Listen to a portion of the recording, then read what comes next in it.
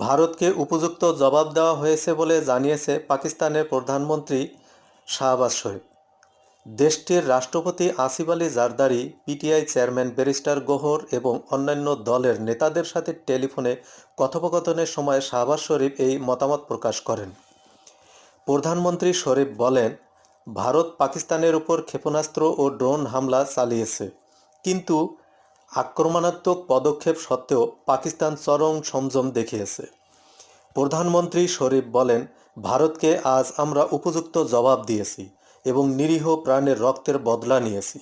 আমাদের সাহসী সশস্ত্র বাহিনী বরাবর ভারতীয় আগ্রাসনের উপযুক্ত জবাব দিয়েছে। তিনি বলেন, আমাদের পাল্টা অভিযান বানিয়ান মারসুস এ সেই সব ভারতীয় সামরিক স্থাপনাকে লক্ষ্য করে পরিচালিত হয়েছে যেখান থেকে পাকিস্তানের উপর আক্রমণ শুরু হয়েছিল।